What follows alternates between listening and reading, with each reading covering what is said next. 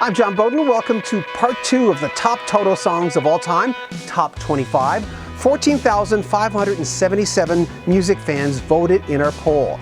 That's more than most of the polls we've had in the last 3 years. We're up to number 18.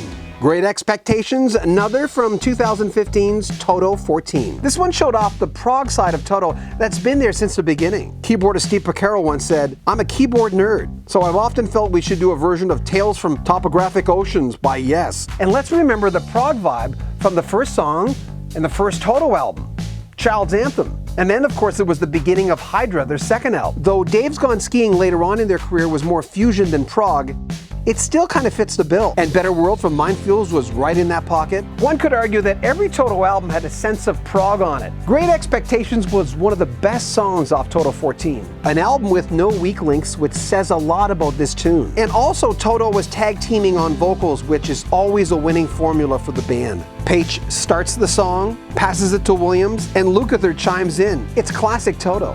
Number 17, Til The End from 1986 Fahrenheit. Did we mention the love affair fans have with vocalist Joseph Williams? It's one of 4 singles from that first album with Williams as lead singer of Toto. He replaced Fergie Fredriksson, who died, by the way, from cancer on January 18th, 2014. So this was kind of the third phase of the band. And this time they hired a singer that sounded more like Toto than Toto did. Williams, as a lot of you know, is the son of famous film composer John Williams. Number 16, Bottom of Your Soul, another one with Williams, sort of.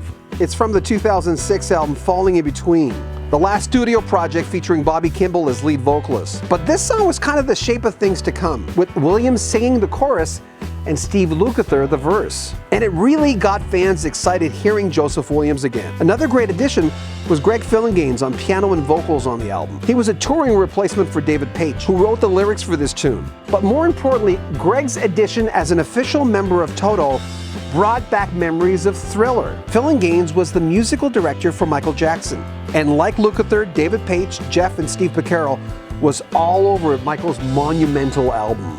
Number 15, White Sister, in the first of 3 songs from 1979's Hydra. So did their second album really suffer that sophomore jinx? Not so much. It certainly wasn't the same as the debut. As mentioned, things got more experimental, even more proggy, but not on White Sister, a straight-ahead rocker that's still popular in concert. Written by David Paich and Bobby Kimball, it's a testament to Bobby's amazing pure power back in the late 70s. And Steve Lukather's knack for coming up with very distinctive, tasty guitar riffs drives the rock and roll in this song. While Paich, of course, does the crafting. He told Goldmine Mag, "I've been influenced by Elton John on the Goodbye Yellow Brick Road album, and just about anybody who's playing the piano." And there's a little Elton in this song. Number 14, Running Out of Time, the first song from Toto 14. Arguably the best tune on the album and one of the most kick-ass songs in Toto history. You know, it made me ask, how does Steve Lukather come up with those inventive riffs? When I first heard it, I went, oh my God, he's come up with another one. The guitarist co-wrote the song with Paich and Williams, and it features drummer number 3, Keith Carlock. After Jeff Porcaro and his successor Simon Phillips, who was on the throne from '92 to 2014, Carlock is no slouch, having worked with Steely Dan, James Taylor, John Mayer, Sting, and is a groove drummer just like Jeff Porcaro was. And again, let's remember, out of 169 tunes on this poll, this one, released 27 years after their debut album, hits number 14. And as we said in our last video, it kind of insinuates, unlike a lot of classic rock bands who either don't record new music or release watered down glimpses of previous greatness, Toto is still on top of their game. Do they have something to prove? Well, maybe, and it's working. Number 13 from 1979 and the Hydra album. Another example of David Paich being a huge songwriter for this band. He wrote 8 of the 10 tunes on the debut, wrote 4 and co-wrote 4 on this album, wrote or co-wrote 6 out of 8 on Turnback. And on Toto 4, he had his hand on 7 out of 10. Lukather sings this beautiful Melancholy Piece. It's a tune that had some sports fans thinking it was about 2 big figures that debuted in 1979, the same year it was released, both wearing the number 99. Hockey great Wayne Gretzky and controversial NFL defensive lineman Mark Gastineau. But Paich says the tune is inspired by the 1971 movie THX 1138, the first full-length film directed by George Lucas. Number 12, Home of the Brave, the last song from 1988's The Seventh One. I was 28 at the time and I was kicking tires as far as wanting to be a music journalist. I'd syndicated radio shows across the country. I'd already done most of the positions in radio. I was doing okay, but somehow I couldn't get over that wall of becoming a music journalist. The seventh one was the album that kicked my butt to write because I liked it so much. It was my very first professional writing gig, writing a review for the seventh one. This was everything I loved about Toto, and a few things I hadn't figured out yet. It's also become one of my favorite albums of all time. I loved it so much I felt like I was cheating on Toto 1 and Toto 4 when I was listening to it. It was another album that featured tag team vocals. We'd heard it from Lukather and Cheryl Lynn on Georgie Porgie, Paich and Kimball on St. George and the Dragon, Goodbye Eleanor in Africa. We really heard it with Lukather and Kimball on Rosanna, Fergie Fredriksson and Paich tag team on Carmen, but this was one of my favorites. Home of the Brave with Williams and Paich. This was not a hit, but it was with the fans. Number 11, I'll Supply the Love from the Toto debut, 1978. The album has gone double platinum in the US alone. It's their biggest selling in North America after Toto 4. I'll Supply the Love was the second single of 4 from the debut. The other 3, Hold the Line, Georgie Porgie, and Rockmaker. The latter only being released in the Netherlands.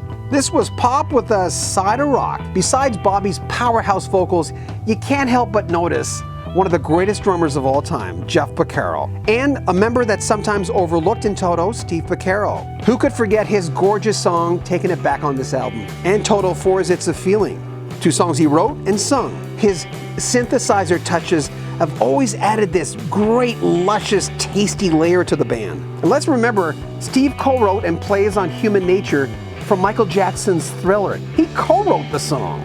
And we should point out Steve Porcaro's just released his debut called Someday Somehow.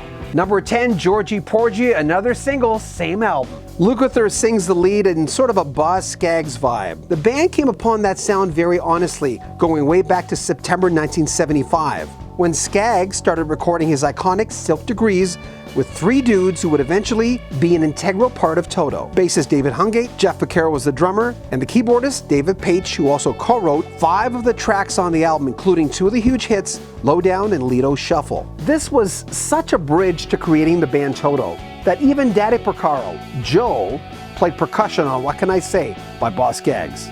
On Georgie Porgie, R&B singer Cheryl Lynn did the famous chorus. Interestingly, David Paich was working on her album at the same time as working on the Toto debut.